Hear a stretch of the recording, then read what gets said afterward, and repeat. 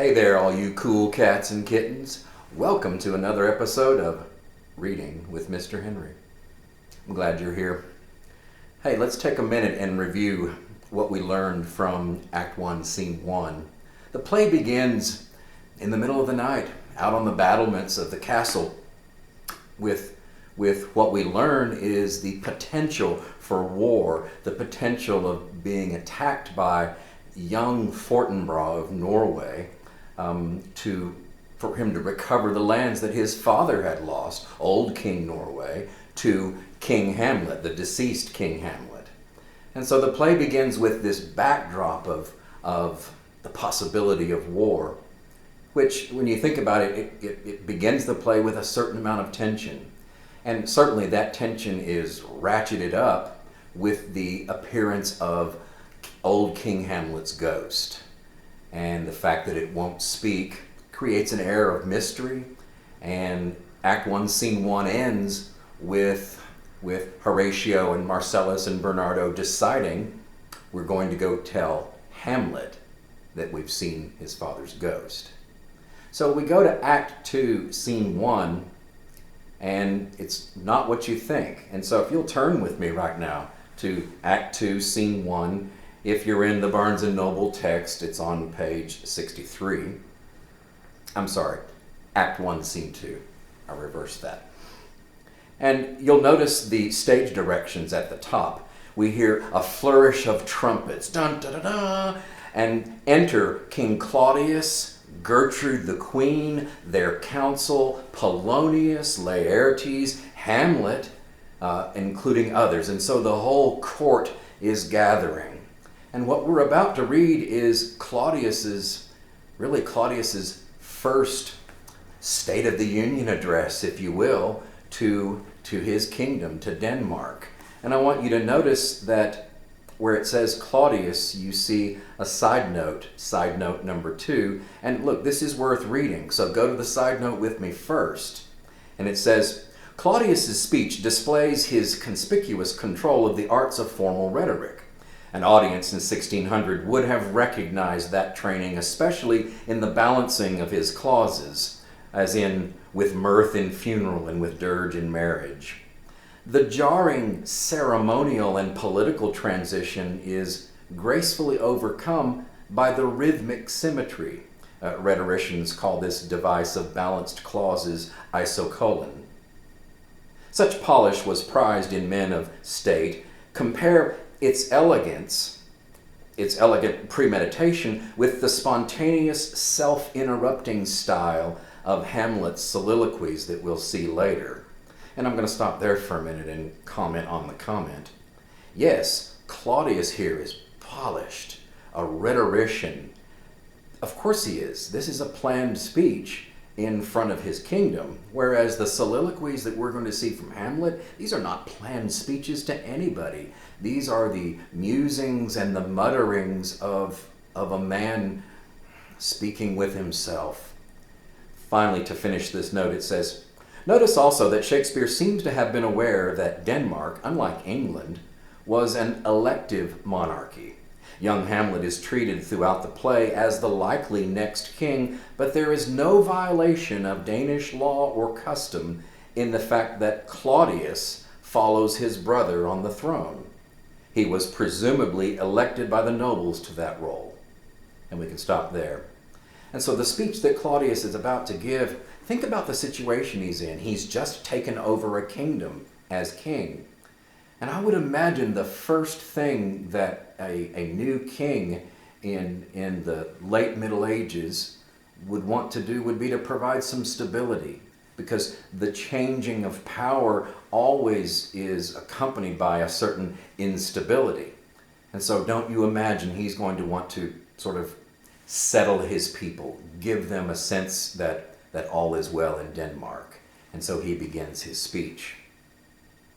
Though yet of Hamlet, our dear brother's death, the memory be green, and that it us be fitted to bear our hearts in grief, and our whole kingdom to be contracted in one brow of woe, yet so far hath discretion fought with nature, that we, with wisest sorrow, think on him together with remembrance of ourselves. And let's go over to side note 5. It says, while I think about him sorrowfully, I also have myself in mind. And it's worth noting here that Claudius is using the royal we. He constantly refers to as if he's speaking for a group of people. And that would be common for a king to do that because in essence he does represent the country when in fact he's speaking for himself. And so we pick it up with line 8. Therefore, our sometime sister, now our queen, the imperial jointress to this warlike state, have we, as 'twere with a defeated joy, with an auspicious and a dropping eye, with mirth in funeral and with dirge in marriage, in equal scale weighing delight and dole, taken to wife. Now stop there. Man, that was a long sentence. And boy, I hope you can see the antithesis and even just the contrast of these phrases, like with mirth in funeral, mirth being joy, gladness, and yet in funeral, with an auspicious, which means a hopeful eye, and yet a dropping eye. And so what he's soft pedaling here is the fact that we're sad that the former King Hamlet has died, and yes, I've taken his wife and his throne. And that would probably be frowned upon to a certain degree among the people of Denmark. And so he's kind of sliding it in there, and notice he ends that little section with have we. He begins it with have we, and then several lines later, taken to wife. And so we'll pick it up in line 14. Nor have we herein barred your better wisdoms, which have freely gone with this fair affair along, for all our thanks. Now follows that you know, and look at side note 9. Now I am going to turn to things about which you already know something. So he's changing the subject now pretty quickly. Now follows that you know, young Fortinbras, holding a weak supposal of our worth, or thinking by our late dear brother's death, our state to be disjoint and out of frame. I'm going to stop there for a second. We can see the side note that says, coupled with this fantasy that the Norwegian army is stronger than ours. But notice he refers to our state being disjoint and out of frame. And if you'll think back just a little bit to Act 1, Scene 1, when Horatio says, this bodes some strange disruption to our state, there's that allusion back to Horatio's earlier comment. And so, yes, he's explaining that young Fortinbras may think that Denmark is in a state of weakness right now because of the changing of leadership. And so he continues, he says, colleagued with this dream of his advantage, he hath not failed to pester us with message, importing the surrender of those lands lost by his father, with all bands of law, to our most valiant brother, a reference to old King Hamlet. So much for him. Now for ourself in this time of meeting, thus much the business is. Here, and he's probably holding up a document at that point, here we have writ to Norway, uncle of young Fortinbras, who, impotent and bedrid, scarcely hears of his nephew's purpose. And so you've got to stop there for a second. King Claudius is not responding directly to young and hot-blooded Fortinbras. He's responding to his uncle, perhaps someone certainly of older age and a more measured way of thinking. And it does suggest here that perhaps his uncle, Norway, is even unaware that his nephew is making this war noise against Denmark. He goes on to say, who scarcely hears of his nephew's purpose, to suppress his further gait herein, in that the levies, the lists, and full proportions are all made out of his subject. And here we dispatch you, good Cornelius, and you, Voltimand, for bearers of this greeting to old Norway, giving to you no further personal power to business with the king more than the scope of these dilated articles allow. And he hands them the documents. Farewell, and let your haste commend your duty. And they both say together, in that and all things we show our duty. Claudius bids them farewell. He says, we doubt it nothing. Heartily farewell. And now, Laertes, what's the news with you? You told us of some suit, some request. What is't, Laertes? You cannot speak of reason to the Dane and lose your voice. What wouldst thou beg, Laertes? That shall not be my offer, not thy asking. The head is not more native to the heart, the hand more instrumental to the mouth, than is the throne of Denmark to thy father. Stop there. Polonius is Laertes' father.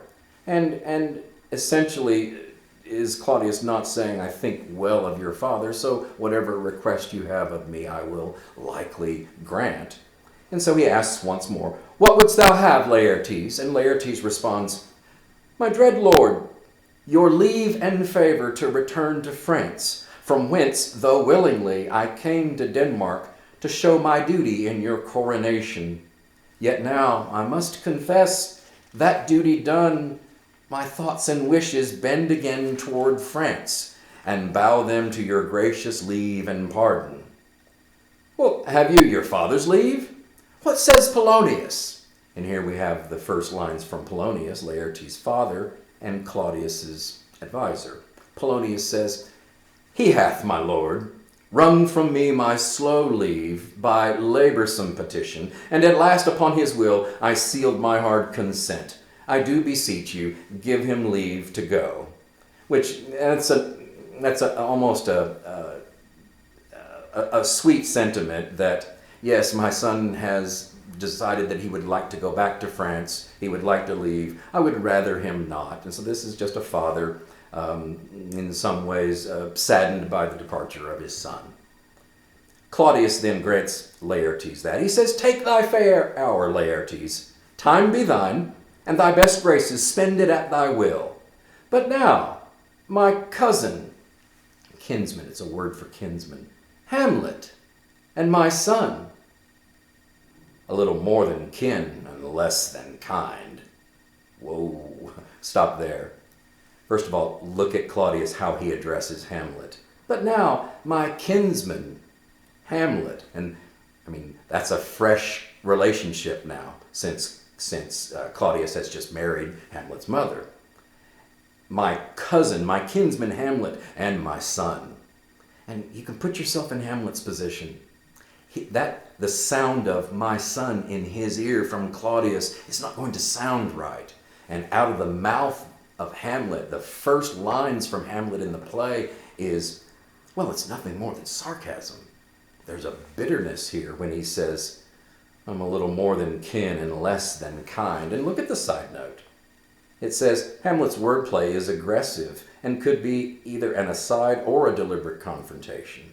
He grimly notes that he and Claudius have become a little more than kin with Claudius's marriage to Hamlet's mother, as the two men are now more intimately related than they were previously. However, the feelings between Hamlet and Claudius are less than kind, meaning less than affectionate and less than natural. Hamlet's riddling line is a variation on the proverb, the nearer in kin, the less in kindness. And so we already see really something common that we'll see from Hamlet is wordplay, pun. The things that come out of his mouth in this play quite often have a duality to them.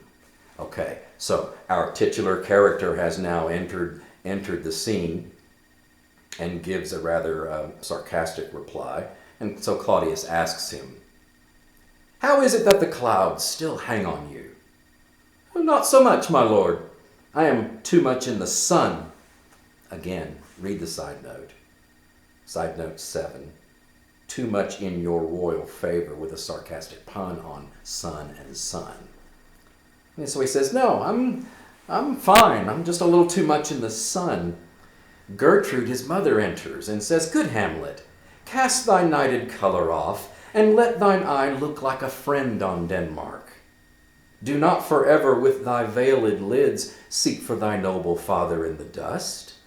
Thou know'st 'tis common, all that lives must die, passing through nature to eternity. And so let's be sure we understand what his mother is asking of him. Essentially, is it not, Hamlet, don't be so sad. Death is natural. And while that may seem insensitive, it may be that his mother wants to move on with life, and perhaps Hamlet's behavior doesn't allow them to do that. And Hamlet agrees with his mother when she says, all that lives must die, passing through nature to eternity. He says, aye, madam, it is common. And she says, if it be, why seems it so particular with thee? Seems, madam? No, nay, it is. I know not, seems. 'Tis not alone my inky cloak, cold mother, nor customary suits of solemn black, nor windy suspiration of forced breath, no, nor the fruitful river in the eye, nor the dejected behavior of the visage, together with all forms, moods, shapes of grief that can denote me truly. No, these, mother, indeed seem, for they are actions that a man might play. But I have that within which passes show, these but the trappings and the suits of woe. Now, stop there. Stop there. Let's go back. What's he quibbling with is the question, and he's quibbling with one word that his mother said, seems. And is there not a difference between seems and is?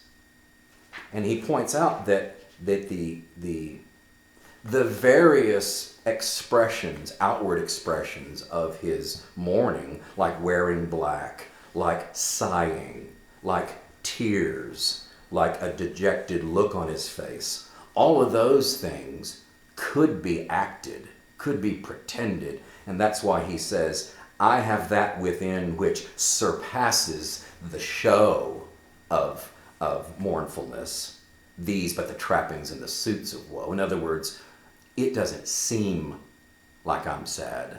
It doesn't seem like I'm mourning. I am. Claudius addresses him here in a rather long speech, and Claudius turns to young Hamlet. And you've got to imagine that Claudius needs the number one prince. Does he not need him to put on the show that everything's okay in Denmark? And so he tells him, "'Tis sweet and commendable in your nature, Hamlet, to give these mourning duties to your father. But you must know that your father lost a father.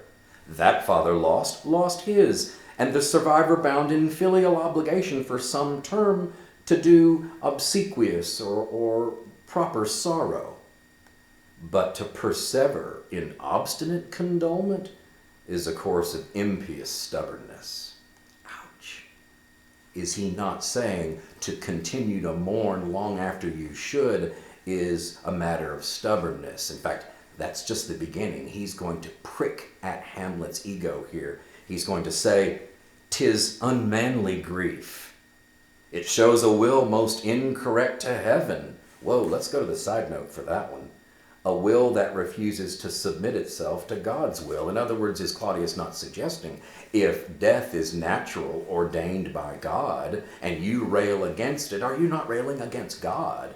And so he's throwing these barbs of argument at him for why he shouldn't continue to mourn. So let's start again. He says, "But to persever in obstinate condolement is a course of impious stubbornness. 'Tis unmanly grief. It shows a will most incorrect to heaven, a heart unfortified, or mind impatient, an understanding simple and unschooled. For what we know must be and is as common as any the most vulgar thing to sense. Why should we, in our peevish opposition, take it to heart? Fie! 'Tis a fault to heaven. It's a fault against the dead." Whoa, stop. That may be the most painful prick to Hamlet, to say your stubbornness is a disrespect to your father. It's a fault against the dead, a fault to nature, to reason most absurd, whose common theme is death of fathers, and still hath cried from the first corpse till he that died today, this must be so. We pray you, throw to earth this unprevailing woe, and think of us as a father. And let the world take note, you are the most immediate to the throne, and with no less nobility of love than that which dearest Father bears his Son, do I impart toward you. Now stop there for a second. Is he not ending this speech? And look, Claudius is brilliant. He begins his speech by saying, I understand your woe. He then, does he not sandwich the bad news, the hard news of, hey, quit mourning? Does he not sandwich that with, I understand your mourning, and then here at the end, I love you like a son? So it's kind of like saying, hey, nice shoes, you suck, pretty hair. Okay, so he's smart. He knows how to manipulate people. And so he says, but you got to imagine him, Claudius, expressing his love for Hamlet is probably not going to be well received with Hamlet.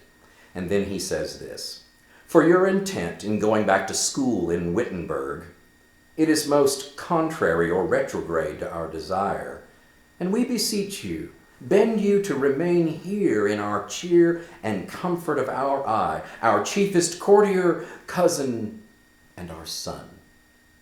And so apparently Hamlet has wanted to do what Laertes asked to do, which is to depart, to go back to school. And Claudius here says, we really need you to be here with the rest of the royal family. Gertrude jumps in and says, let not thy mother lose her prayers, Hamlet. I pray thee, stay with us. Go not to Wittenberg. And he turns to her and says, I will in all my best obey you, madam. And if I were staging this, I would have him actually turn to her, almost turn his back to Claudius, as if to say, because you, mother, are asking, I'll do it, not because he's asking. Claudius then breaks into almost a different mood. He says, why, 'tis a loving and fair reply. Be as ourself in Denmark. Madam, come. This gentle and unforced accord of Hamlet sits smiling to my heart. Now, you've got to laugh at that. Not laugh as in humor, but in the irony. That was not a gentle and unforced agreement. That was a coerced agreement. Claudius coerces Hamlet into staying in Denmark. But he spins it with his words here to say, this gentle and unforced accord of Hamlet sits smiling to my heart, in grace whereof no jocund health that Denmark drinks today, but the cannon to the clouds shall tell, and the kings rouse, the heavens shall bruit again, bespeaking earthly thunder. Come away. In essence, he just said, we're going to go have a party now and celebrate Hamlet staying, and I'm going to fire off cannons every time we drink. Okay, great. The flourish, the trumpets, dun-da-da-da, and notice the stage directions, all but Hamlet exit. So, guys, what's coming? Everybody's left the stage except for Hamlet. This is his first soliloquy. This is Hamlet simply speaking to himself. And he says, oh, that this too sullied flesh would melt. And I'm going to stop you there. You've got a footnote for sallied, which footnote 5 says, assailed or besieged. In other words, to be sallied means to be attacked. But let's read the rest of the footnote because I think this is crucial. This is a much debated crux. Both Quarto 1 and Quarto 2, and these are versions of the play, print sallied, though many editors amend this to sullied, meaning defiled or desecrated.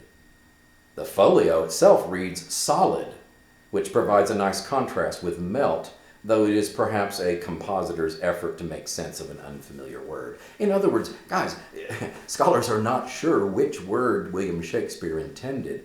I rather prefer the sullied, the defiled, desecrated, because watch what he's referring to. He's referring to his own flesh and humans' flesh in general when he says, oh, that this too sullied flesh would melt. thaw and resolve itself into a dew. Or that the everlasting had not fixed his canon against self-slaughter. Side note, God had not prohibited suicide. It appears, even here in this first soliloquy, that Hamlet may not really want to be around right now. Some bad things have happened in his life, primarily the death of his father. And it's sent him into a slough of despondency that he's having trouble getting out of. And so he looks at his own flesh and he says, oh, if I could only melt and become a dew. Or that the everlasting had not fixed his canon against self-slaughter. Oh, God, how weary, stale, flat, and unprofitable seems to me all the uses of this world. Fie on't, fie. 'Tis an unweeded garden that grows to seed. Things rank and gross in nature possess it merely, that it should come thus. But 2 months dead, nay, not so much, not 2. So excellent a king, he's thinking about his father right now. So excellent a king that was to this Hyperion, to a satyr. And that's an allusion. Look at the side note. When compared with the current king, my father is Hyperion, the ancient Greek sun god, and Claudius is a satyr, a mythological creature, half man and half goat, associated with drunken lust. So he's remembering his father's greatness, and then this guy. And then he's remembering his father again. So loving to my mother that he might not beteem the winds of heaven, visit her face too roughly. Ah, heaven and earth, must I remember? Why, she would hang on him, as if increase of appetite had grown by what it fed on, and yet, within a month, let me not think on't. Frailty, thy name is woman. A little month, or ere those shoes were old, with which she followed my poor father's body, like Niobe, all tears, why she, oh God, a beast that lacks discourse of reason would have mourned longer. She married with my uncle, my father's brother. But no more like my father than I to Hercules. Within a month, ere yet the salt of most unrighteous tears had left the flushing in her galled eyes, she married. Oh, most wicked speed, to post with such dexterity to incestuous sheets. It is not, nor it cannot come to good. Oh, but break my heart, for I must hold my tongue. Now, we could spend the next hour just doing a nice close reading of that speech. But what I mainly want you to understand is his tone. And it's a tone primarily of, disappointment might be putting it too mildly, a tone of bitterness. And primarily, who is it toward? It's toward his mother. Yes, he appears to have great disdain for King Claudius, a disrespect, but he's really more disgusted with his mother. And that's an uncomfortable thing to feel. Nobody wants to feel that toward one's mother. And you notice the reference to incestuous sheets. In fact, we do have a side note. Let's go there and read it.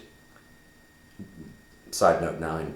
In the period, incest was understood to include marriage to a brother's wife, which was prescribed in the Book of Common Prayer, found in every English church in many households. And so there was the feeling, or there could have been the feeling among many in the audience earlier whom Claudius was speaking to, that maybe that's not so much right to marry one's brother's wife.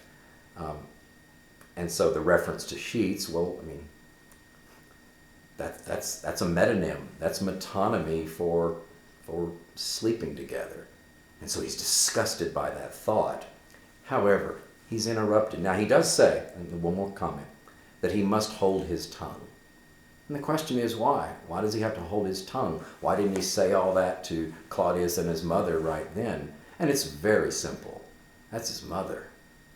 And he's not going to show that kind of disrespect to her. And frankly, even Claudius, that's his king, and he's got to be careful, politically careful, if you will, as to what he says to Claudius. He's interrupted. Horatio, Marcellus, and Bernardo come in. And Horatio, friend, loyal friend, says, "Hail to your lordship." "Oh, I'm glad to see you well, Horatio, or do I forget myself?" "The same, lord, and your poor servant ever." "Oh, sir, no, my good friend." "I'll change that name with you." "And what make you from Wittenberg, Horatio?" "Oh, hey, Marcellus." "My good lord." "Oh, I'm very glad to see you," and to Bernardo, "Good evening, sir. But what in faith make you from Wittenberg?" You understand, he's asking him, why are you here away from school? And Horatio says, "A truant disposition, good my lord." "No, I would not hear your enemy say so, nor shall you do mine ear that violence to make a truster of your own report against yourself. I know you are no truant. But what is your affair in Elsinore? We'll teach you for to drink ere you depart." "My lord, I came to see your father's funeral." "I prithee, do not mock me, fellow student. I think it was to see my mother's wedding." "Oh, indeed, my lord, it followed hard upon." Thrift, Horatio. The funeral baked meats did coldly furnish forth the marriage tables." Let's look at the side note here. That's side note number 5. The leftovers from the funeral feast provided the meal for the marriage celebration. And so you hear a ton of sarcasm and a ton of bitterness towards the fact that his mother married so quickly. And he's expressing that to his friend. To finish that, he says, "Would I had met my dearest foe in heaven, or ever I had seen that day, Horatio. My father. Methinks I see my father." "Where, my lord?" "In my mind's eye, Horatio. I saw him once. I was a goodly king. I was a man.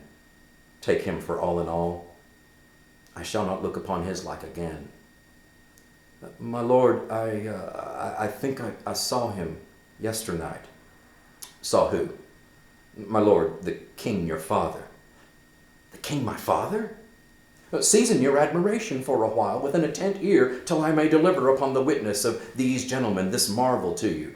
For God's love, let me hear." 2 nights before had these gentlemen, Marcellus and Bernardo, on their watch, in the dead waste and middle of the night, been thus encountered. A figure, like your father, armed at point exactly, cap a pie, head to toe, goes slowly and stately by them. Thrice he walked by their oppressed and fearful suspended eyes within his truncheon's length, whilst they, distilled almost to jelly with the act of fear, stand dumb and speak not to him. This to me in dreadful secrecy impart they did. And I with them the 3rd night kept the watch, where, as they had reported or delivered, both in time, form of the thing, each word made true and good, the apparition comes. I knew your father. These hands are not more like. But, and Hamlet is astonished here, and he's got a lot of questions. "Where was this?" "My lord, upon the platform where we watch." "Did you not speak to it?" Horatio. "My lord, I did." But answer made it none. Yet once thought it lifted its head and did address itself to motion like as it would speak. But even then the morning cock crew loud, and at the sound it shrunk in haste away and vanished from our sight. "'Tis very strange." Horatio. "As I do live, my honored lord, 'tis true. And we did think it writ down in our duty to let you know of it." Indeed, sirs, but this troubles me. Hold you the watch tonight?" "We do, my lord." "Armed, say you?" In other words, was he armed? He's got more questions about the ghost here. "Armed, say you?" "Armed, my lord." "From top to toe?" "My lord, from head to foot." "Then saw you not his face?" "Oh, yes, my lord." Horatio. "Oh, yes, my lord." He wore his beaver as his visor. He wore it up. What? Looked he frowningly? A countenance more in sorrow than in anger. Pale or red? Horatio, nay, very pale. He was a ghost. He's going to be pale. And he fixed his eyes upon you most constantly. Oh, would I had been there. It would have much amazed you, my lord. Very like. Stayed it long? While one with moderate haste might count to 100. Oh, longer, no, longer. Not when I saw it. Hamlet. His beard was grizzled, no? It was gray. His beard was grizzled, no? It was, as I have seen it in his life, a sable silvered. This is Hamlet. I will watch tonight. Perchance 'twill walk again. I warrant it will. If it assume my noble father's person, I'll speak to it, though hell itself should gape and bid me hold my peace. Now, that's a rather bold line. He's saying, if I see the ghost tonight, and I'm going to speak to it, even if hell should stand between me and the ghost. In other words, Hamlet is willing really to do anything to communicate with his dead father's ghost. He tells them, I pray you all, if you have hitherto concealed this sight, in other words, if you've kept this a secret, let it be tenable, let it be kept secret in your silence still. And whatsoever else shall hap tonight, give it an understanding, but no tongue. I will requite your loves, so fare you well. Upon the platform, twixt 11 and 12, I'll visit you. Our duty to your honor, they all three say. Hamlet bids them, he says, your love is mine to you. Farewell. And the three of them exit. And Hamlet says, my father's spirit in arms, all is not well. I suspect or doubt some foul play. Oh, would the night were come. Till then sit still, my soul. Foul deeds will rise, though all the earth o'erwhelm them to men's eyes. And the curtain comes down there. That's Act 1, Scene 2. The plot thickens a little bit, and the question is, are we still in the exposition of the play? Or have we reached the inciting conflict? And certainly we've seen some conflict between a young man and his uncle/stepfather, new stepfather, even some conflict with his mother, and some ill feelings that he has toward her quick marriage. But he's keeping those feelings to himself, and we're going to see, you can imagine this sets up scenes 3 and 4. This sets up Hamlet speaking to the ghost of his dead father. And you can imagine that ghost may have much to tell Hamlet.